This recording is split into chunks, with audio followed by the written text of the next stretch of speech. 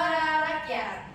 Pada hari ini kita akan bahas kasus yang bikin geleng-geleng kepala nih, yakni kasus korupsi di Sidoarjo. Oke, bener banget. Jadi buat kalian yang penasaran tentang kasusnya, yuk langsung ikutin kita. Nah, oke, jadi di sini kita didampingi ya Kak sama teman-teman ini. Mungkin boleh ya perkenalan dari ujung sini. Hai, perkenalkan nama aku Tiara Sintiana Putri. Saya Muhammad Bimbo Skadiangsa. Dan saya Zahwa Meria Turmalin. Jadi saya Rahma Ledia sebagai moderator. Dan saya Marjina Mukti Winahyu sebagai moderator. Oke, gimana nih teman-teman kabarnya? Baik sih ya, apalagi mendung kan ya enak juga. Iya, Gimana nih Surabaya lagi kadang hujan, kadang panas nih ya. Iya, bener banget. Oke, jadi kita di sini tuh akan membahas tentang korupsi yang ada di Sidoarjo nih. Mungkin dari kalian ataupun dari penonton lainnya juga seringkali mendengar tentang Bupati yang Sidoarjo ya Kak, yang dimana memang mereka itu melakukan korupsi seperti itu. Nah, jadi menurut kalian apa sih arti korupsi? Boleh dari Kak Zawa. Kalau menurut saya korupsi itu kayak pelanggaran etika, kayak penyalahgunaan wewenang gitu, merampas uang negara untuk kepentingan pribadi. Kalau saya sih, saya ambil dari definisi dari World Bank aja ya, yang dari tahun 2000. Itu World Bank itu mengatakan korupsi itu adalah sebuah tindakan penyalahgunaan wewenang publik untuk kepentingan pribadi. Jadi lebih umum lah ya, karena kan kalau di korupsi di Indonesia kan mungkin kayak ya uang suap-suap gitu. Nah, kalau korupsi menurut World Bank ini lebih ke tindakan KKN, korupsi nepotisme itu dijadikan satu di korupsi ini tadi. Jadi definisi dari World Bank ini, korupsi ini tuh dijadikan standar internasional dalam mendefinisikan korupsi lah di dunia. Itu. Kalau dari Kak Tiara gimana? Mungkin hampir sama ya. Korupsi kalau menurut saya itu penyalahgunaan wewenang di mana merampas uang rakyat untuk kepentingan pribadi seperti itu. Jadi memang dari definisinya juga itu ya Kak, kita tahu sendiri kalau memang korupsi itu juga tidak menguntungkan. Sangat-sangat merugikan Iya, ya. benar banget. Oke, ngomong-ngomong soal korupsi nih, kalian tahu nggak sih kabupaten mana yang bupatinya ditangkap KPK selama 3 kali berturut-turut? Di Jawa Timur ya pastinya. Inisial. Inisial apa nih? Kota apa? Kota Udang. Makanan khasnya Kupang ya, condong Kupang. Iya, benar banget. Mungkin bisa dimulai dari Mas Bimo untuk mengutarakan pendapatnya ya. Itu mungkin untuk wilayahnya itu Kabupaten Sidoarjo ya. Mungkin. Nah, setahu saya itu bupatinya ini sudah korupsi itu dari yang pertama itu di eranya Bapak Win Hendrarso ya, dan itu mulai tahun 2000 sampai 2010, jadi 2 periode. Nah, untuk yang Bapak Hendrarso ini ya, itu di periode pertamanya itu aman-aman aja, nggak ada korupsi gitu kan ya, selayaknya bupati pada umumnya aja lah ya. Nah, kemudian kepilih lagi di tahun 2005. Nah, ini tuh udah mulai bermasalah lah di awal kepemimpinannya ini sudah mulai tercium ada penyelewengan dana lah. Nah, kemudian di tahun 2007 itu baru mulai diselidiki oleh BPK gitu kan, Badan Pengawas Keuangan. Nah, BPK ini menemukan adanya aliran dana desa dari Dispenda ya, Dinas Pendanaan Desa itu aneh lah gitu lah, kayak ini kok gini gitu. Akhirnya tertangkaplah si kepala Dispendanya itu, yaitu si Bapak Agus Dwi Handoko. Nah, kemudian setelah tertangkapnya Bapak Agus Dwi Handoko ini, terseretlah bupatinya, yaitu si Win Hendrarso sebagai pihak yang menerima korupsi dana desa ini.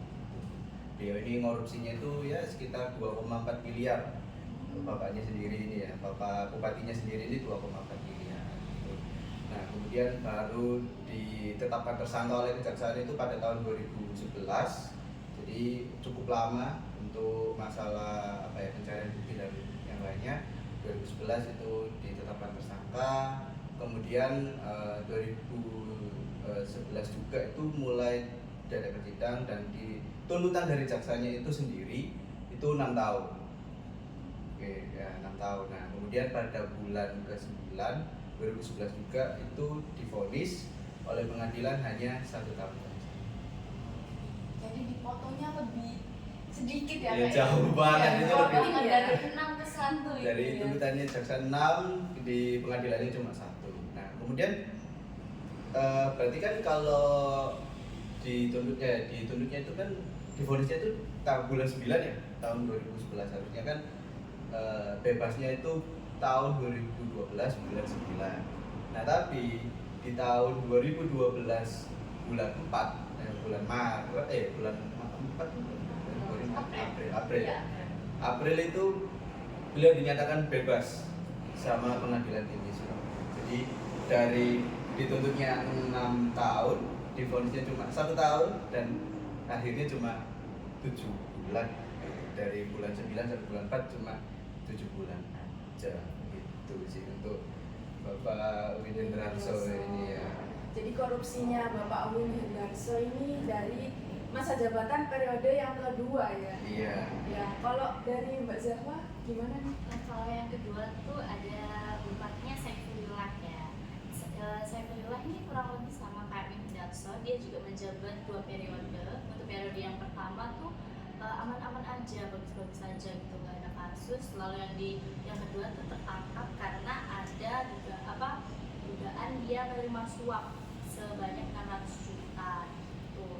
Lalu setelah itu proseslah, dia divonis 3 tahun penjara, tapi selama menjalani masa hukumannya ternyata hanya dipotong jadi 2 tahun aja sebelum bebas.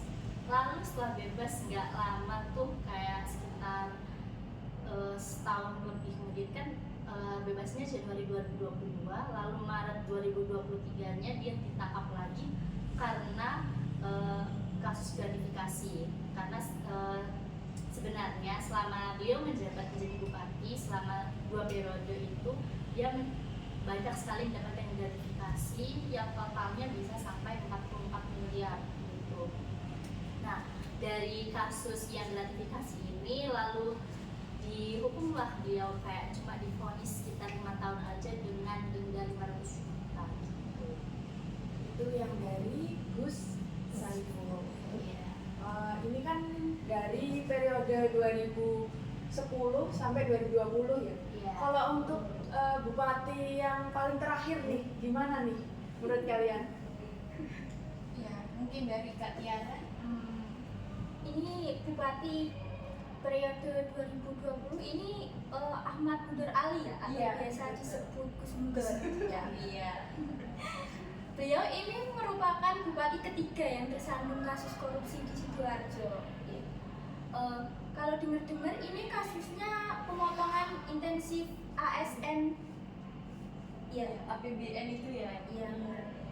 Yang dilancarkan bersama Kepala BPBD Bapak Ari Suryanto itu, kalau dengar-dengar sih ini KPK melakukan operasi tangkap tangan itu pada 25 Januari 2024 karena menerima laporan bahwa terjadinya pemotongan intensif ASN itu. Kemudian melakukan penyelidikan dan ternyata benar terjadinya pemotongan intensif itu.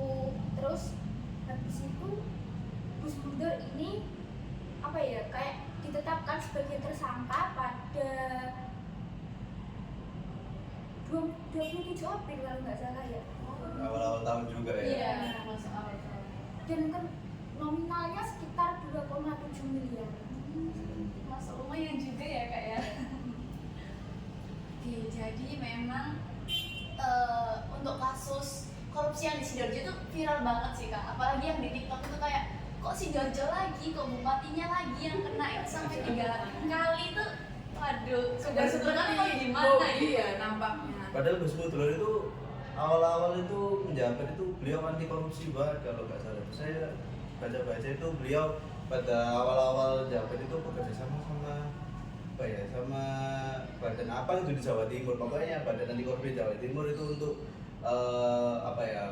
untuk mengawasi badan-badan yang ada di Sidoarjo gitu. Terus BUMD di Sidoarjo dulu juga beliau kerjasamanya itu untuk mengawasi PDAM karena dulu ada indikasi korupsi di sana, makanya beliau itu bekerjasama dengan badan anti korupsi di Jawa Timur itu. Padahal beliau anti korupsi kok sekarang korupsi ya. Mengejutkan sekali ya. Namanya Gus Bal.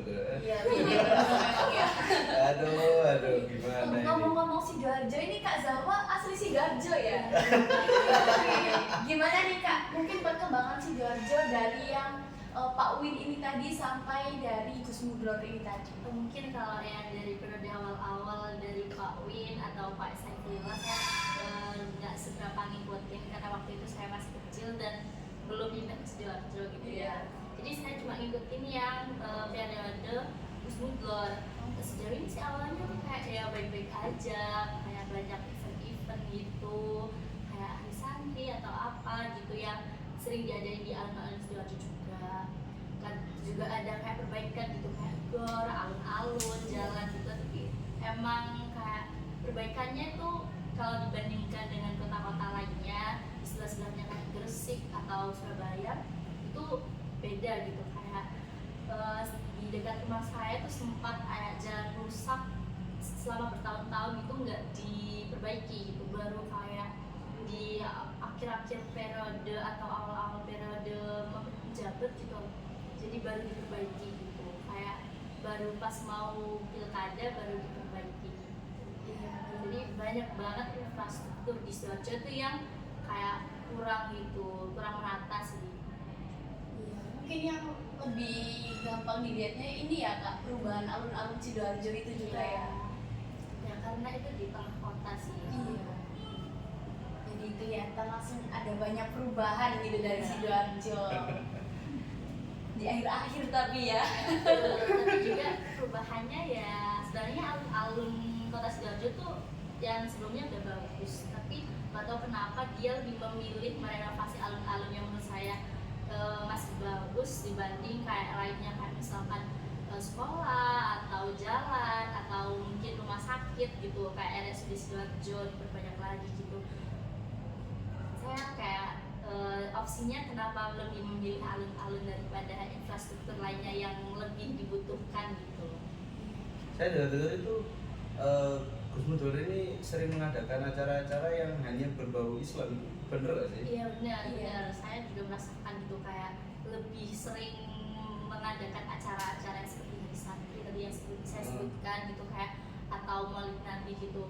Jadi kayak kalau misalkan semua agama gitu, kayak misalkan Natal juga besar, terus kayak Imlek juga besar, itu nggak masalah ya. Tapi saya merasa itu kayak cuma yang berbau Islami aja yang diadakan secara besar-besaran. Jadi itu, tapi sebelum Gus Mudlor juga ada atau hanya di periode Gus Mudlornya aja? Setahu saya cuma ada di periode Gus Mudlor aja sih. Kalau dari yang saya tahu itu dulu tuh ada kayak festival sama kayak budaya-budaya gitu, ada pawainya juga, namun itu terjadinya udah lama, terus udah kepotong karena COVID gitu, terus udah lama dan akhirnya tuh baru-baru tahun ini ada gitu. Oke, kan tadi udah dijelaskan nih gimana kronologinya dari setiap periode nih. Terus gimana sih hukuman atau kelanjutan dari kasus-kasus tadi? Mungkin dari Mbak Tiara? Untuk Gus Mudlor sendiri ini ditetapkan sebagai tersangka ini pada 16 April ya. Terus saya baca-baca itu kayak pemutusan pendakwaan divonis itu tanggal 30 September. Namun saya dengar-dengar juga katanya sampai sekarang belum ditangkap ya. Belum divonis gitu Belum mungkin. divonis. Jadi memang mungkin masih penyelidikan gitu ya. Oke. Lama juga ya prosesnya ya gitu. Tapi saya dengar yang sudah ditangkap di kasusnya Gus Mudlor ini yang bekerja sama, yang kepala BPBD-nya sama pegawainya si si Siskawati sama Ari Subianto tadi. Itu yang Ari Subianto itu divonis 5 tahun, yang Siskawati itu 4 tahun. Jadi yang sudah divonis itu yang yang bawahannya lah gitu. Yang bupatinya sendiri belum divonis. Oh, jadi belum ya Kak ya? Iya. Oke, mungkin dari Mbak Zahwa nih sebagai warga lokal, gimana nih kelanjutan hukuman dari Gus Ipul? Ya, setahu saya kan Gus Ipul tuh ada 2 kali ditangkap ya. Yang pertama itu yang kasus suap 600 juta itu divonisnya 3 tahun. Tapi karena entah karena apa selama menjalani masa hukuman jadi cuma 2 tahun aja lalu bebas. Lalu yang kedua yang 44 miliar yang gratifikasi itu cuma divonis selama 5 tahun dengan denda 500 juta gitu. Jadi ini masih berjalan sih gitu. Kita lihat aja nanti bagaimana kelanjutannya gitu. Apakah akan dipotong lagi seperti yang hukumannya sebelumnya atau tetap sesuai dengan apa yang divonis. Tapi dengar-dengar wakilnya juga diperiksa ya? Iya. Iya. Jangan-jangan ikut terlibat juga ya. Bekerja sama. Tapi ngomong-ngomong dari bupati tersebut juga ada pemotongan juga ya untuk yang penjaranya tadi ya, hukumannya Iya, ini. Sama hukuman. seperti yang Pak Win ini tadi. Gitu. Oh iya. Rata-rata di korting ya. Tapi Pak Win ini kan tadi kan cuma 7 bulan ya. Kemudian di 2013 itu nambahin dikit mungkin. Itu kejaksaan mungkin ya atau apa gitu itu melaporkan ke Pengadilan Tinggi Indonesia itu ke MA gitu. Nah, ke Mahkamah Agung kemudian di Mahkamah Agung ini tadi itu memvonis beliau itu selama 5 tahun penjara di 2013. Nah, tapi di 2017 itu beliau sudah 2017 awal harusnya itu beliau sudah bebas gitu. Harusnya kan 2018 tapi 2017 beliau sudah bebas. Bebas bersyarat atau Sudah bebas tak bersyarat kayaknya. Jadi sudah bebas. Jadi ada pemotongan 1 tahun lah gitu sih. Jadi masih kalau di total dari awalnya ya tadi kan divonis pertama itu 1 tahun kemudian cuma 7 bulan terus ditahan lagi 5 tahun tapi cuma 4 tahun itu berarti masih lebih rendah dari tuntutan jaksa awalnya yang 6 tahun tadi. iya. Gitu sih. Jadi Kompleks ya masalahnya. Jadi rata-rata hukumannya dipotong seperti itu ya. Dan yang terakhir dari Gus Mugler masih belum ada kelanjutannya ya. Iya, Kita tunggu saja bagaimana Iya. kelanjutannya. Jadi kita kan tahu nih kalau korupsi itu pasti membawa dampak buruk ya, apalagi dalam lingkungan ataupun dalam perekonomian di Sidoarjo sendiri. Nah, menurut dari Kak Tiara nih, apa dampak yang dirasakan oleh warga Sidoarjo? Kalau menurut saya ini terhambatnya pembangunan ya, karena di mana dana yang seharusnya digunakan untuk pengembangan infrastruktur menjadi lebih baik malah digunakan untuk kepentingan pribadi sendiri. Kalau dari Kak Minggu? Untuk yang Bapak Bidin Drakso ini kan mengkorupsi dana desa ya, kas desa gitu. Itu menurut saya itu sangat-sangat berdampak bagi desa-desa yang ada di Sidoarjo ya. Apalagi kan Sidoarjo ini masih membutuhkan dana untuk pengembangan desa gitu kan. Ya, jadi ya mungkin yang paling terdampak itu ya warga desanya. Kalau 2,4 miliar ini ya memang nggak banyak kalau kalau untuk membangun desa kan itu 2,4 miliar itu nggak begitu banyak lah. Cuman kan ya bisa lah untuk membangun desa gitu kan, pembangunan infrastruktur maupun pembangunan sumber daya manusia yang ada di desa itu ya kan mereka tuh bisa lebih sejahtera lah hidupnya itu sih ya. Tambah itu ya warga desa. Jadi kerugiannya itu dari situnya juga ya Kak. Iya. Kalau menurut Kak Zawa nih gimana? Kalau menurut saya mungkin ya yang kurang lebih sama seperti Tiara gitu ya. Itu ya infrastruktur sih. Itu yang terasa banget. Infrastruktur di Sidoarjo itu kayak masih belum merata banget gitu.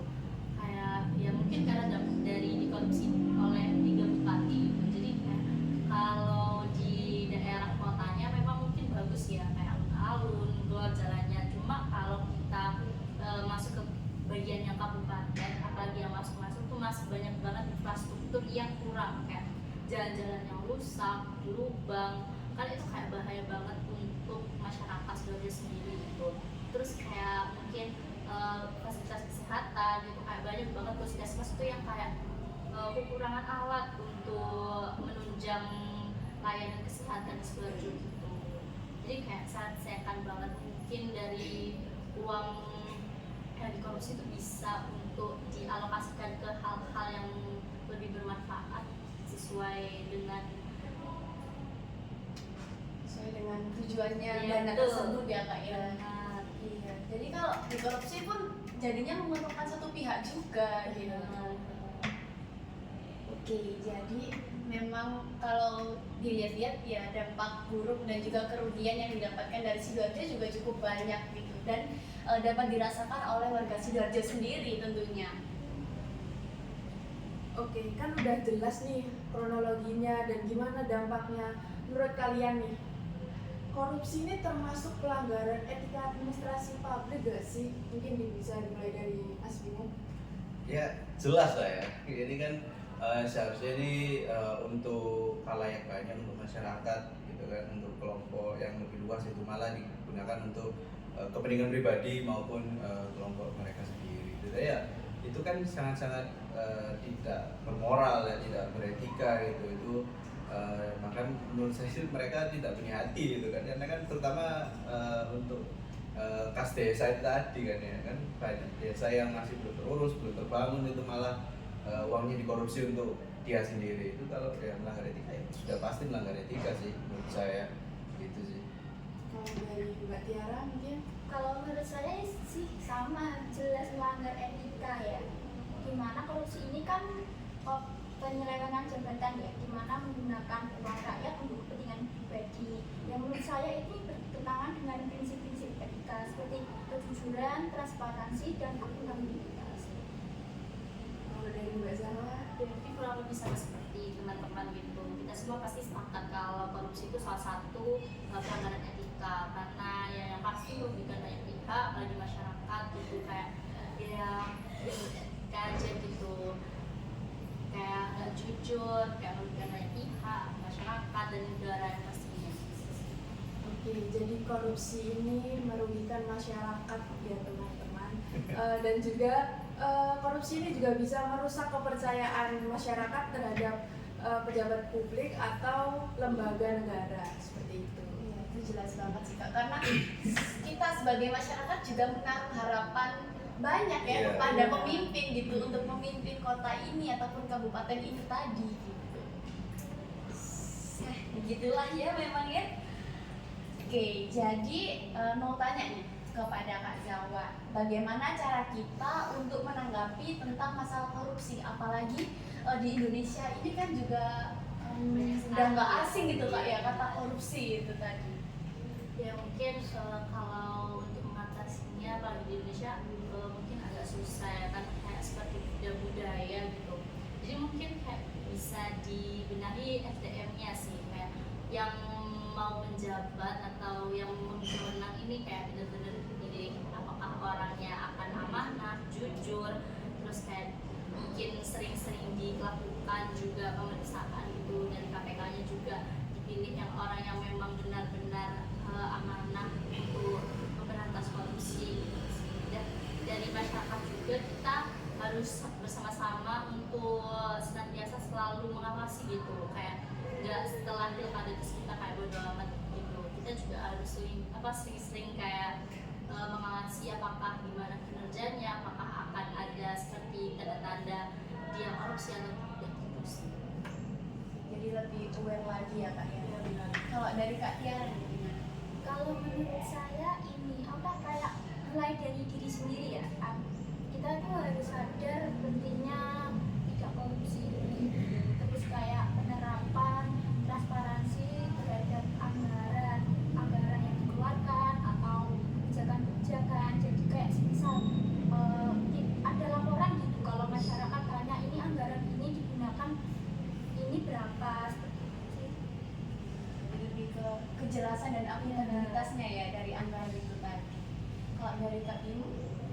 Kalau menurut saya, kalau korupsi, peraturan anti korupsi di Indonesia itu kan sudah ada, hukumnya juga sudah jelas gitu. Mungkin yang agak kurang di hukumannya itu agak mungkin kurang cerah gitu kan, ya mungkin bisa dibenahi di situ. Tapi kalau selain itu sudah ada lah, semuanya itu sudah lengkap sekali di peraturan anti korupsi itu.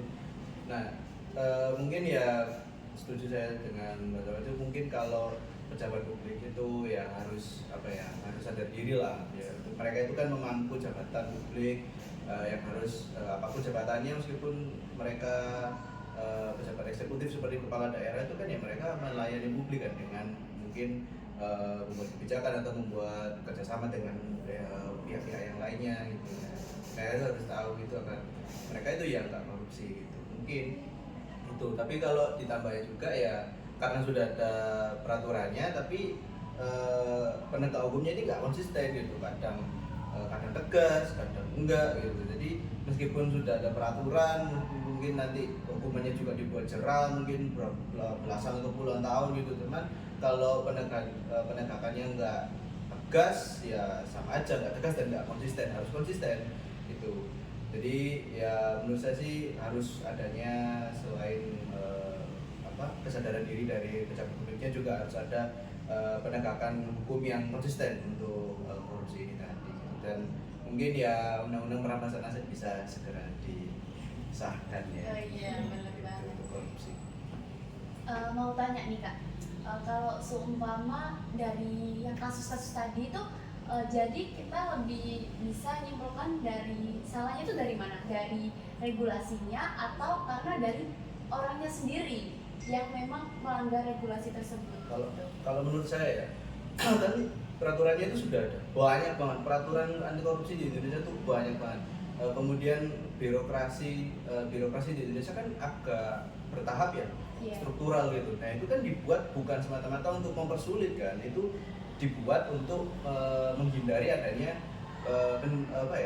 pencurangan lah gitu kan, korupsi gitu. Nah itu birokrasinya dibuat tersulit itu untuk mengurangi itu tadi. Jadi kalau menurut saya apakah ini salah peraturan? Ya menurut saya enggak. Itu dibuat untuk mengurangi itunya. Yang salah itu ya yang melakukan dan pihak yang mengawasinya, pihak yang menegakkan itu nggak konsisten. Kalau mereka benar-benar konsisten, benar-benar tegas dalam apapun itu, ya mereka nggak bakal bisa melakukan korupsi. Menurut saya. Kalau dari Kak Zawan? Ya mungkin kurang lebih saya setuju dengan Ibu gitu ya.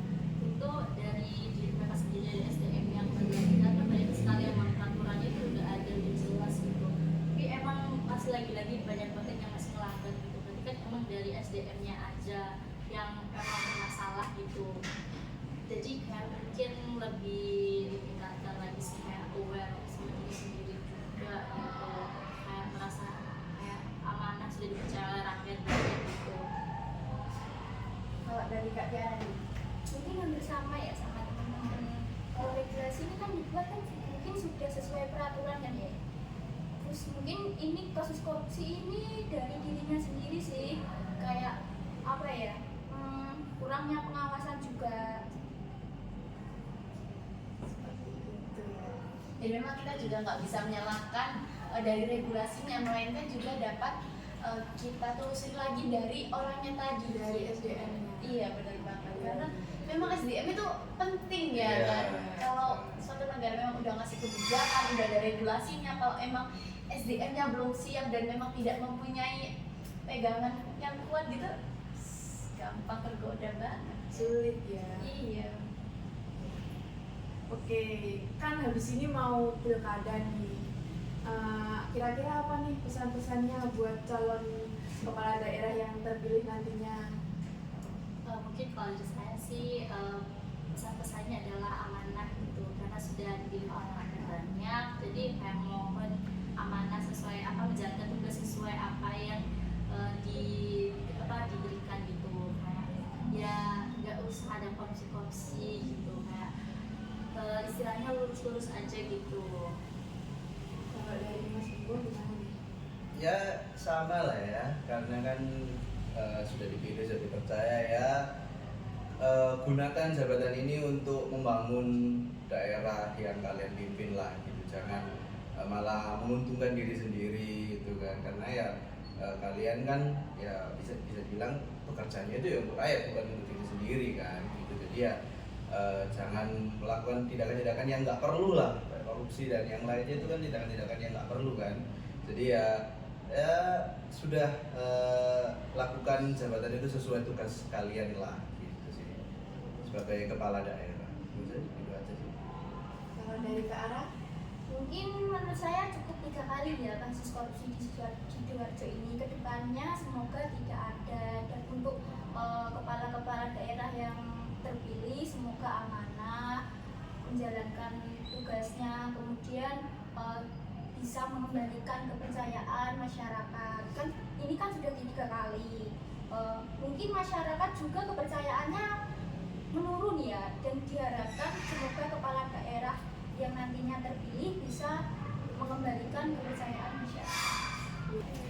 Nah oke, jadi kita udah berada di penghujung acara. Jadi dapat kita simpulkan dari pembicaraan kita tadi bahwa memang korupsi itu merupakan kegiatan yang memang merugikan negara, pemerintah, bahkan masyarakat sendiri juga merasakan kerugiannya gitu. Dapat kita contoh dari Kabupaten Sidoarjo sendiri yang dimana memang bupatinya itu terkena kasus KPK selama 3 kali gitu. Oleh itu juga kami berharap untuk calon Bupati Sidoarjo yang terpilih nantinya semoga amanah dan dapat mengemban tugas dan tanggung jawabnya dengan serius tentunya, dan juga dengan mengikuti konsep dari administrasi pemerintahan daerah ini tadi. Dan semoga Sidoarjo menjadi kota yang maju dan juga menjadi kota yang tidak lagi ada kasus korupsi ya, kalau bisa ya seperti itu. Oke, karena kita sudah berada di penghujung acara, kita mengucapkan terima kasih kepada teman-teman yang udah meluangkan waktunya buat ngobrol-ngobrol di sini ya. Kami juga meminta maaf kalau ada kurang atau salah kata. Terima kasih. Terima kasih semuanya. Terima kasih.